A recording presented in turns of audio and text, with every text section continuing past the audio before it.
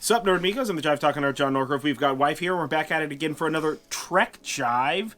This week we're reviewing Star Trek Picard Season 3, Episode 7, Dominion. So before we get into the review, let's go over a little bit of business. Don't forget to like this video, comment below, share, subscribe, ring the bell, and do all that kind of stuff. This is obviously a spoiler-full review, so be prepared to be spoiled. And stay tuned for at the end where we're going to go over some Star Trek announcement news because we have had a plethora of announcements since the last time we talked. So we'll go over that at the very end, and I'll warn everybody beforehand for those who are like not looking for that information or what have you. But yeah, let's just jump right into this episode, Dominion. Why they do that to my boy Tuvok? What did they do to my son? I mean, but like not every legacy character can be like, I'm perfectly fine, guys. That's fine. I'm okay with that. But not Tuvok. Don't do that to Tuvok. Do that to Chipotle. Fuck that guy.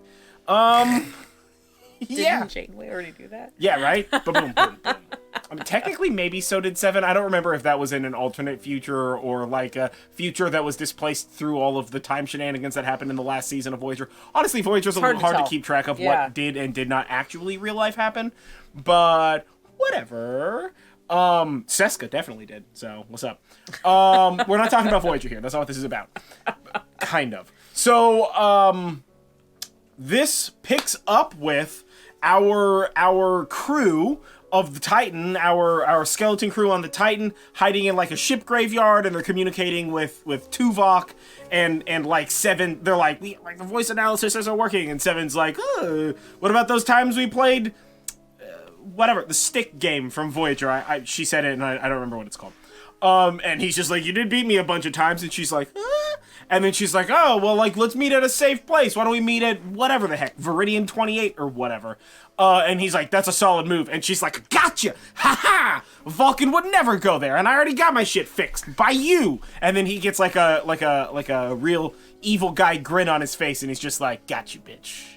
Yeah. Yeah. He's like, oh ho ho, you guessed my dastardly plan. Yeah, like, if you figured it out. I've been a gloop all along. Yeah. And so they, like, cut off, Picard gets into it, and they cut off communications just in the nick of time or whatever. And then we get, like, a little bit exposition. So we get kind of, like, 2 the primary events of this episode expositions. Oh, we also find out that Worf is, like, off-ship with Raffi doing a shenan, but we don't know what that shenan is yet. So we get the, like, Picard and Crusher, like Jean-Luc and Beverly are kind of talking it out, just like, why do they want my body? What are they gonna do with Jack? And they kind of figure out that it's probably got something to do with him trying to make like a perfect replica of Picard, because he's got to do whatever his like proving that he's him credentials requires, like a more advanced kind of DNA scan. So they got to make specifically for Frontier Day. Yeah, specifically for Frontier Day. So they got to like figure out how to get past that or whatever. But again, it's all very like red herring-y feeling. Like it's more than that, clearly. Yeah. And then we kind of get like a Jack and LaForge's daughter, who's the pilot, LaForge. And he can read minds now? When his eyes go red? His eyes go all glowy red, and he's like, and he can like hear her being like, oh, she's kind of cute, he's kind of cute, what's going on with us? Maybe you touched my hand or something like that. Was he hitting on me? And then he touches her hand, and she's like, why did that happen? And he just looks at her insanely. He really, let me tell you, Jack, this guy, he's got real crazy looks. This guy's look real cray. Yeah. He's right? got. I know that I'm not one to talk he's about that. He's basically got bananas, 2 modes. He's got like suave. Yeah, he's either like pouty suave or like oh, okay, yeah, no, we're not gonna let you be in this room anymore, sir. Or like a little horrified at what the voices in his head are saying. Yeah, so it's obvious Jack's to everybody modes. that he's hearing voices in his head, right, just from his face. So we get that, and she's like, "What's that about?" And then like the scary tendrils are coming at him, and then like doors close in the shuttle bay. And then, so we kind of get a little bit of that, and then we, like, Picard is basically, like, the only person who would know what's going on is Data. Let's talk to Data. And, Geordi and his other daughter are like, we're working on Data, but also, Lore is here, and he's precisely as much of an asshole as we all remember him being. So that shit hasn't changed at all. So we get, like, a little back and forth of that, and Geordi's just like, oh, we'll just, like, split them apart, eradicate the Lore part, we'll just hook him up to the main computer to do it. You know, like all of the times that has literally ever worked at all. So, that's fine, man. Listen, he's been commandanting a museum. Like, he don't know. Yeah. Bet you can guess what happens with that. Yeah, that was, like, the most not a surprise ever. Yeah. Right? Yeah. So then they're like, obviously Jack is like, all right, like, we gotta do, like, you just turn me over. I don't want to be here no more. And Picard's like, no, none of that shit. And he's like, but maybe we have the upper hand and we get them. So they come up with an elaborate ruse. So they pretend to have, like, been destroyed in a battle against a Vulcan ship, and so that way the what's it called? The Shrike, like, shows up to get them or whatever. And so the Shrike shows up to get them, and she's just like, where is everybody? What's going on? And so they beam over with, like, a bunch of the bird people, and a bunch of the bird guards, like, get vaporized and shit, but, like, also, some of the bird guards are vaporized, and some of the bird guards can, like, take an equivalent blast from a phaser and just, like, walk that shit off. So I don't know if there's, like, different ranks of bird guards, or what's going on with that shit. But, so they, like, capture her, and we get a nice little backstory dump on the bad guy, and girl, let me tell you, it's not a good look for the Federation. I'm not saying the Dominion's right, and that the Gloops are right, but what I am saying is that the Federation has some shit it needs to answer for. But also, I mean, we've been watching Star Trek for a while, right? You know not to trust nobody in the Federation that ain't a captain of a starship. And even that, like, only half of those. So, yeah.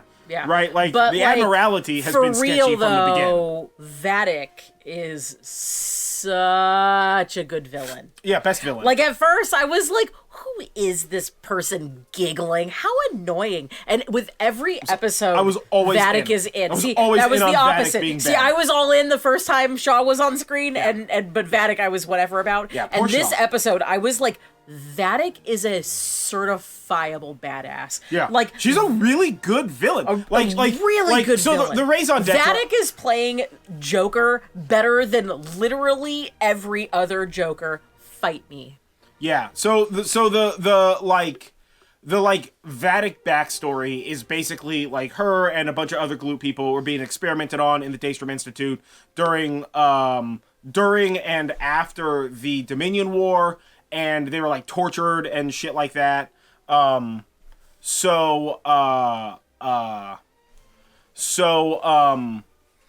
Vadic and her friends are, like, they're all being tortured and whatnot, and she basically breaks free and, like, escapes, and come to find out, like, the Federation made like a virus to kill the Dominion.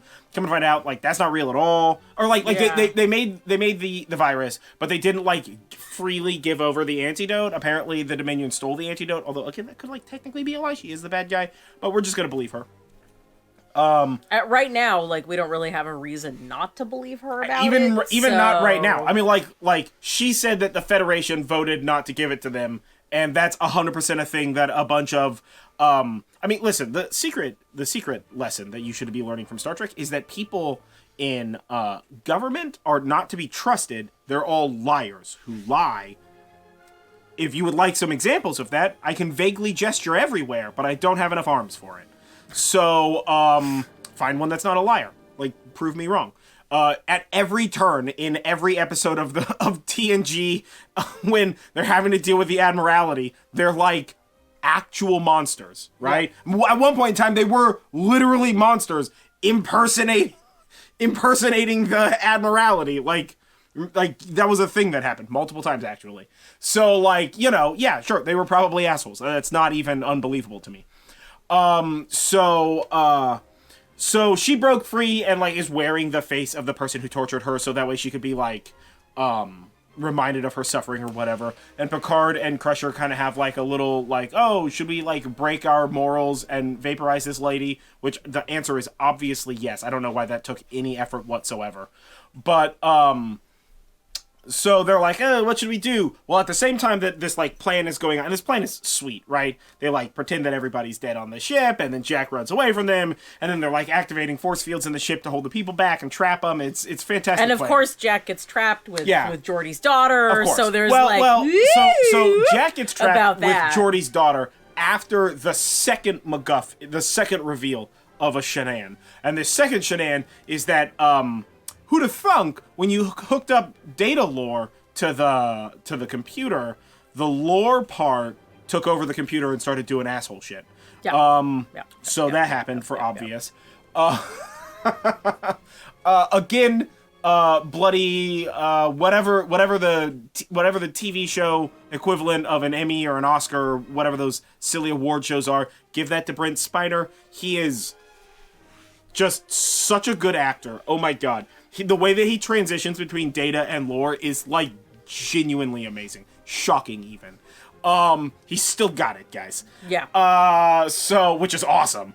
But he so like lore is like I got you guys. I'm tired of hearing all your shenanigans. I'm gonna do bad stuff. So he's like releasing force fields and Vatic escapes and like whatever.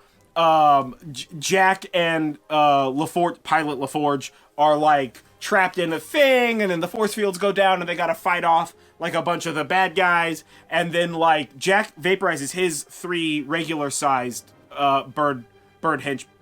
henchmen, no problem, but the big, slightly more immortal bird henchman is in henchbirds. The slightly larger henchbird that's maybe immortal a little bit, and has been blasted like a couple of times already, is on LaForge's side, and he slams her up against the force field in like a real brutal way, bro. He like really slams her and like drops her on the ground and is like standing there being like, what are you gonna do about it, bitch?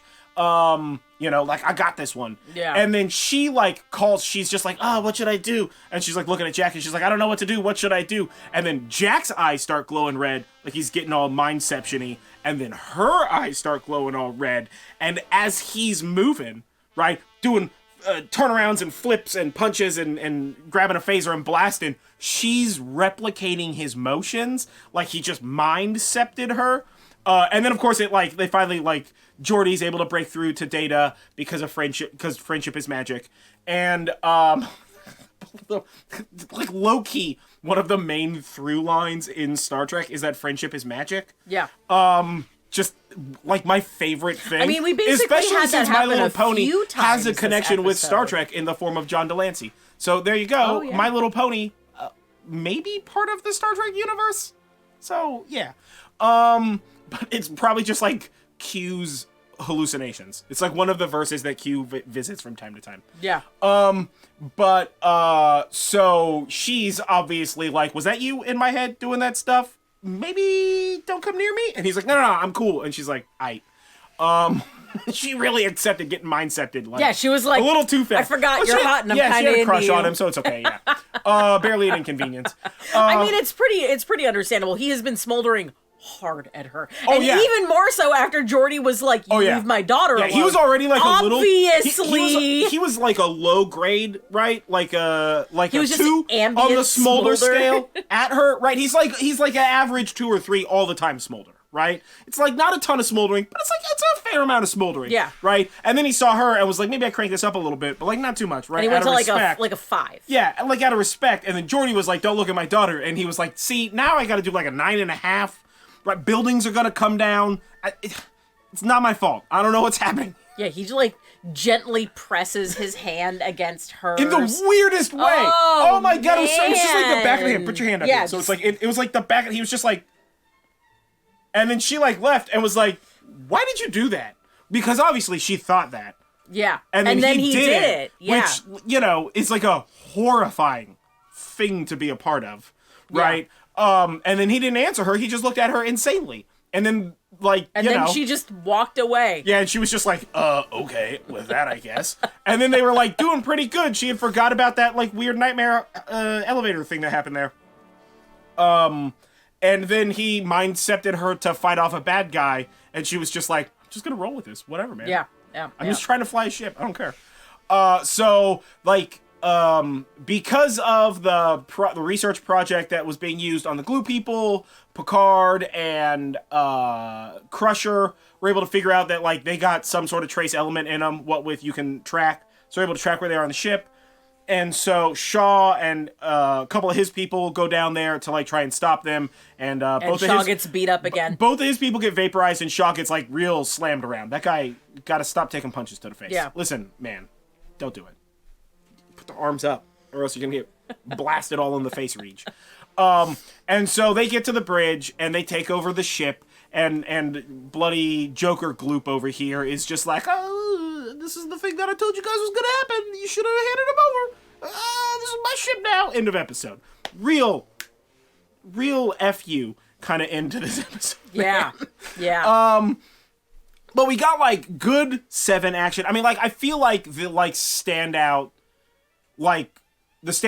bits in this episode were obviously the Data Lore stuff, because it's always a banger. And Brent Spiner is, like, an absolute legend.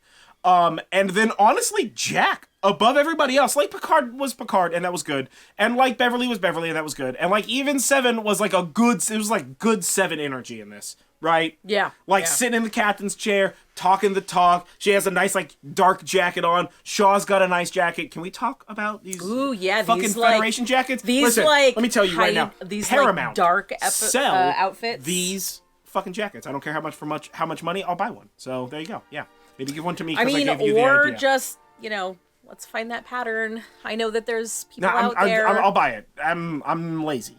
Let me give you money. Make my life easy. So what's up? But, like, we got good 7. We got good Shaw energy. That single tear from Shaw as his ship is being taken over. Again. Like, post beaten up, thrown on the ground. And it's like 7's got the blaster to the back of her head. And bloody Joker Gloop over here is sitting in a chair like, ooh, I got it. And, like, Shaw, like, single tear across his bloody face. I'm like, wow, this actor. Damn, bro. Killing it. Yeah. Episode 1, fuck this Shaw guy. Episode 7, why would you do this to my boy? Oh, man. Let me tell you how hard I fell into the Shaw camp. I may or may not have seen several interviews with him about how much of a nerd he is and how much of a big D&D fan he is. Definitely did. And how much he loves Star Trek. I'm outing you right now. So I did watch all of those. Yeah, it was fantastic. But so yeah, like, I think breakout for me was Vatic. This was this was a good Vatic episode. Like Vatic's character development has been getting better and better the more that we learn about Vatic, and this was so good. The level of acting from this person is, like, seriously, like, daytime Emmy. Yeah, territory. So good. Yeah. Bring in the best Joker vibes I have ever fucking seen. Yeah. Thanos could take some script adjustments. Like, and I was lessons, watching so Vatic do Vatic around on this, and I was like, wow, Vatic has really taken, like, some pages from, like, the horrifying villainy of Ricardo Montalban from Star Trek 2. Oh, the Wrath of Khan, yeah. Really, like, you can see, like, some of that kind of like stuff. Vatic is really, like, chewing up the set, and she's really, like, I guess they're a gloop, so there. Although she's trying to be a human lady, so maybe I don't know, whatever. I'm just gonna go with they, because I don't know. So Vatic is really doing a good job of, like, chewing up the set, and they're very menacing in a comic book way. They're very comic book villain. They're very like Joker, but from the Killing Joke. You know? They're really, like, twisted. And they're really showing how, like, I mean, this is really setting up, like, a very, like, all hope is lost sort of situation. Yeah. I think the vibe that I'm getting, and I don't know how many episodes we're supposed to be getting out of this. So, like, right now we're on episode 7. Like, are we getting 10 and we only have 3 more episodes? Well, they have a lot of work to do. Well, there's only 36 hours until Federation Day. Yeah.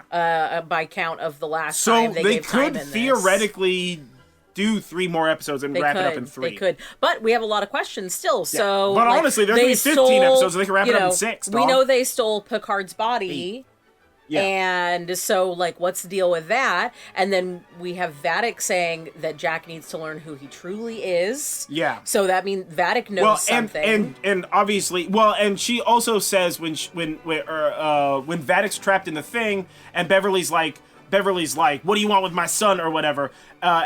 She's like, oh, what do you want with my son or whatever? And Vadic's like, Vadic's basically like, oh, you think this is all like for you, like how you thought Jack was for you. So that kind of leads me to believe that, like, maybe Jack was, like, some sort of, like, maybe in vitro inception nonsense there. Yeah. But again, I don't know about that. And they hint at whatever the condition is that Picard has that Jack has inherited is, like, maybe not actually what is going on with them. And it's something else, which would make sense. The data lore basically indicated, like, there's something off about the physiology of Picard's flesh body. Yeah, because he's a robot right now, right? And Jack has the same thing. So my thinking, let's put on my little tinfoil hat. It's not the condition that, like, Beverly and all of them are like, oh, like, he had the condition, but he's a robot now, so you don't got it. And Jack had the condition. I think the condition Data lore said that it's not the condition. I think the condition is something more. I think the condition is correct. I think that diagnosis for the condition is correct.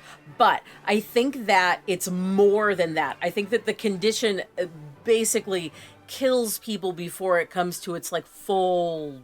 maturity. You think that the condition perhaps it's isn't some really sort understood. Perhaps it's some sort of a parasite, like not a trill, obviously, but like something that takes up residence within. We've seen a lot of that kind of stuff in Star Trek. We know that there is like DL, like bad news experiments happening at the Daystrom Institute. And kind of, again, all over the Federation. Let me tell you. We know that this stuff happens. How much the Federation is, like, maybe kind of evil sometimes. I think that this is something more than that. Yeah. This condition is more. And this could be the reason why Q was so, like... Yeah. Obsessive about Picard. And why Picard is so important to everything, right? Yeah. Well, the idea could be the spark, like whatever the spark that allows a person to transcend to being a Q, like how Wesley was able to become a traveler, because, like, Wesley Crusher's a living god, kind of. Yeah. Or whatever. So, like, maybe it's something like that. I think that the way that I interpreted, the way that it sounded like Data Lore was saying the thing was that, like, oh, like, what you're detecting is literally just wrong. Like, it looks like he's got whatever syndrome, right? But, like, it's not that syndrome at all. That's just, like... It presents a lot like this syndrome, so you probably got some sort of a syndrome or whatever. Take a pill, get rid of it. You're gonna die crazy or whatever is going on with this syndrome. Because, like, it's not like Picard got a robot body early, bro. He was old AF when he got that robot body. Yeah, but he also died from the syndrome. He was so old when he got the robot body that the robot body was also old. Yeah. So like, I know the syndrome's a death sentence, but it's not like a you're dying at 35 death sentence. But they're sort of presenting it as this, like when Beverly first told Jack about the syndrome, he was like, I'm gonna die young. And we were both just like, I mean, your dad died, like, real old, dude. He was like 1 million, so I don't know about that. He was also 1 million and, like, didn't take great care of his body. He had, like, a bunch of nanites all up in there. He had, like, a robot heart all up in there. Like, since he was in his 20s, he had a robot heart. He had all kinds of, like, he was crazy always getting shot. He bumped his head on a bunch of shit. He was exposed to a bunch of diseases. He was, like, playing flute in an alternate coma timeline. Yeah. Like, there's no way that he collapsed to the ground gently when that happened. I mean, we don't see what happened, but that dude, he bonked his head hard. Yeah. So, yeah, whatever. Remember, he was tortured for, like, a week by Romulans, right? It's definitely not 4 lights, if you catch my drift. So, and that was like brutal ass torture too, dude. Yeah. He was like beat up. He got beat up, bro, and he survived. You're gonna be fine with this condition. However, in Picard, the condition presented as when he was like 1,000,000 years old, he died from it. And in Jack, he can mind-sept people. Different thing. Yeah. I mean, also, it could be not about the condition per se. I mean, we don't really know. Yeah, well, I mean, the only reason why we're relating it to the condition is because Datalore said that the condition was... pregnancy. Yeah, well, Datalore said that the condition is related to it, but it's not what you think it is. Like, the condition isn't what you think it is, right? Yeah. So, like, it could just simply be that, like, you know, like, when we scan the bod and we see all the gloops in it, you're like, that guy got this kind of a thing, right? He got worms, but come to find out, not worms. Yeah. Nanites. They're all just chain nanites or some shit. You know, like that kind of thing. Yeah. So, like, we don't really know what's going on with that. Whatever. But there could be experiment stuff. It could be experiment stuff. We don't know about... It could be gloop. He could still be gloop. He could still be gloop. Honestly, he could still be nanites. At this point in time, literally... anything, maybe when he touched her hand, a little bit of nanites went over there.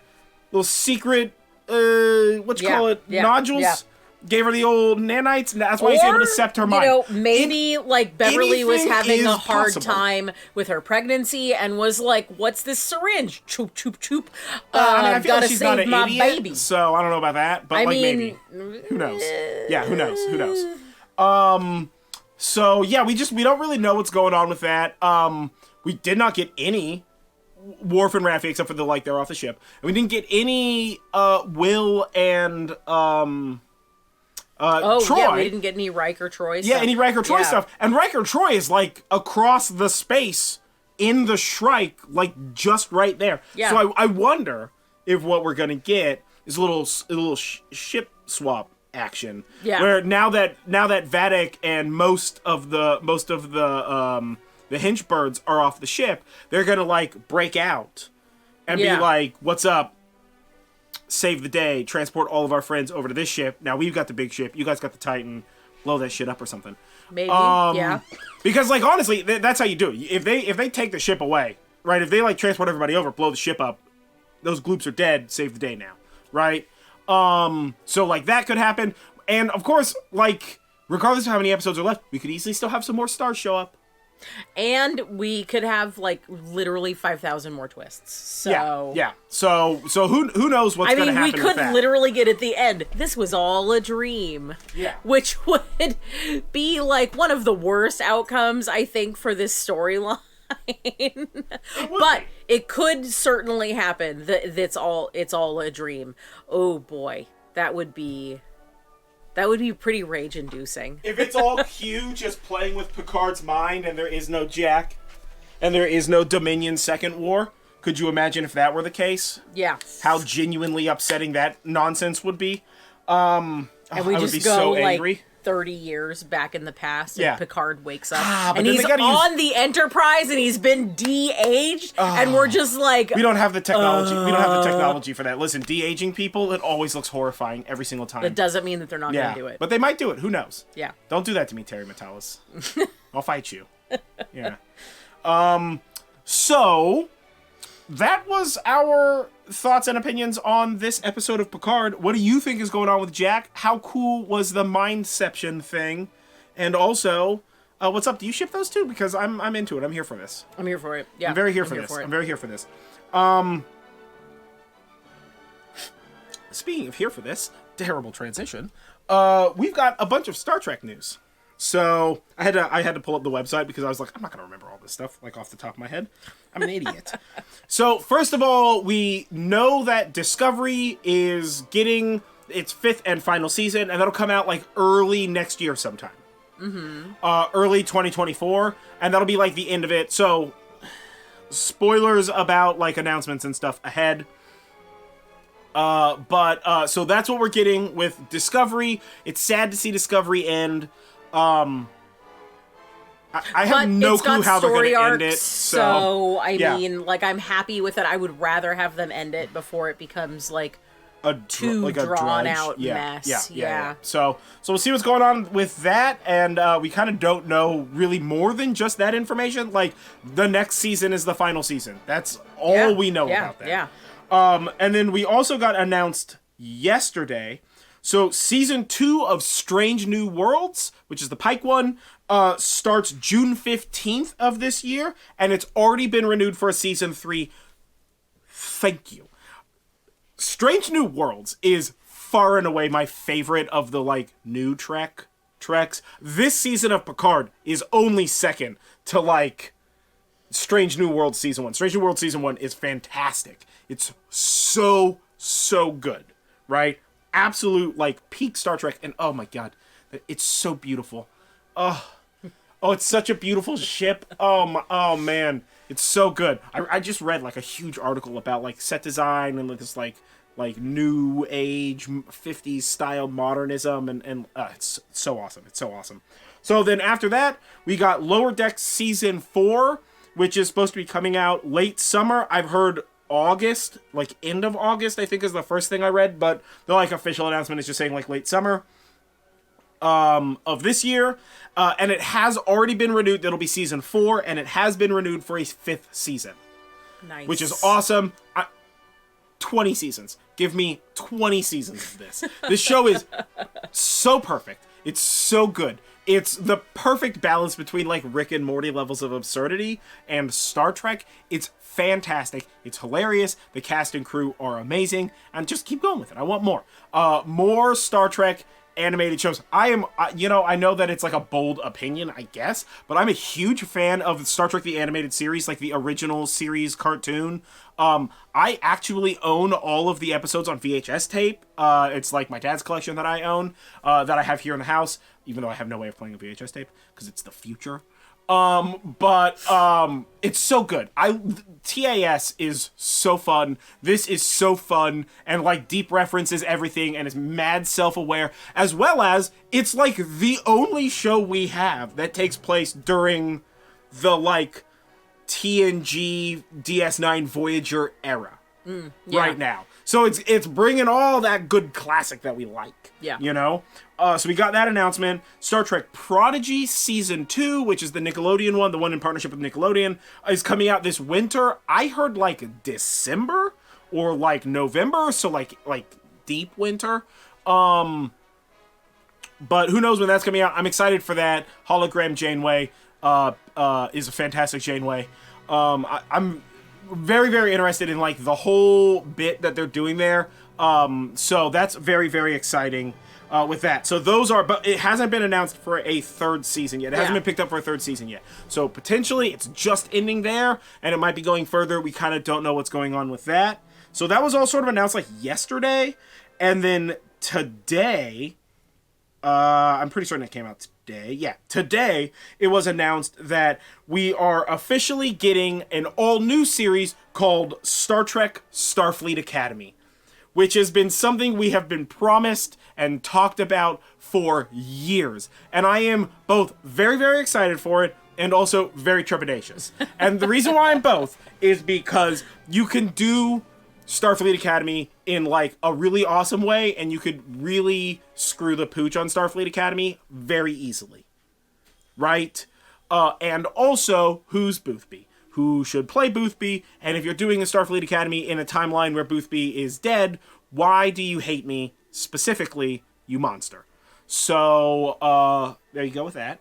But no, I'm kind of excited for it, right? It's going to be like 20-somethings going to college doing Starfleet stuff. Yeah. As long as it's not, like, shitty.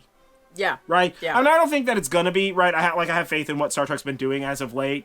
But there's always that chance that they're going to be like, oh, we're just going to do Starfleet Academy, but let's do it like How I Met Your Father style, you know, which is, like, already reductive and garbage, so why would you... All right, we're back. The camera overheated? It's hot in here. I started a fire. It's a nightmare. It's like 90 degrees. It's Please like 90. Send help. It's like 90 degrees in this house. Please send help. It's because I closed the door that vents the heat earlier. Yeah. Like, I made a mistake. That's on me. It's okay. It's not important. Anyway, I forget entirely what we were saying. Something about Boothby having to be there. And how excited you are about Starfleet and how excited I am about Starfleet Academy. Yeah. Well, like I don't know. Like I feel like Starfleet Academy has the potential to be like really, really dope. I feel like I have read both that this Starfleet Academy series will take place in the like 31st century or whatever where Discovery is now, but I've also heard that it's going to be in the like post Voyager DS9 TNG era, so like a little before the actions of Picard, like before the Picard stuff starts happening. But I don't know. It's primarily been. I'd really like to it's see rumors. It, like, it's take rumors place in Discovery timeline. Like, well, if Discovery they set it in Discovery in the like Discovery future, then it'll let them sort of like continue that time period's universe. Plus, it would mean that you would have a go-to star that you can bring back in for that. Yeah. In the form of literally everybody. Well, from no. What's her name? Who literally left for the academy to be a teacher? Oh, yeah. The redhead. Ooh, her name's escaping me right now. Oh man, it is. Tilly. Tilly, yeah, I super love her as a character. So I would be real interested in if it was in the Discovery timeline, but I just don't know. If you know something more, like comment below and let me know or whatever. So there's that stuff. That's like official Star Trek news, and then the like, it's not official news, but it's news that everybody should be aware of. If you are especially into this season of Picard, which would be 25th century Star Trek as it's being show ran by Terry Matalas, and that might be pronounced wrong, but I'm pretty certain that's how it's said, which is the showrunner of season 3 of Star Trek Picard, with like, you know, who like hired Shaw and all that. There is a huge push on the internet for a series called Star Trek Legacy, which would take place essentially after Picard, like right after this. So the way that I've heard it talked about is that it would be Captain Shaw and Seven as the first officer, but it would have like Jack Crusher, and it would have LaForge's daughter as the pilot, and maybe bring in Worf's kid, or like bring in a couple of the kids, so it's like young new people of the series, but it's like the legacy of, because it's people who've been affected by the big stars without like bringing the big stars in on every episode and stuff like that. So there's a big push for that. Right now people are using the hashtag Star Trek Legacy, because I follow like a ton of Star Trek stuff on Twitter.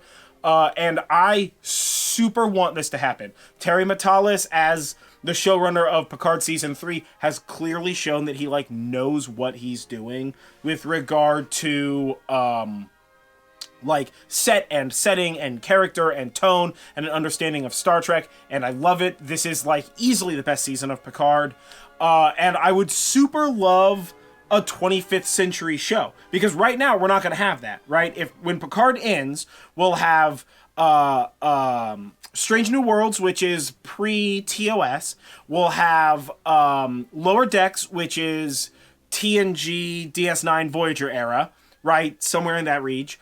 We'll have Starfleet Academy, which will be anywhere. And we'll have Prodigy, which is like kind of the distant future ish, right? Because like Janeway's an admiral and whatever. It's back in the Delta Quadrant and such like that. Slipstream's like norm.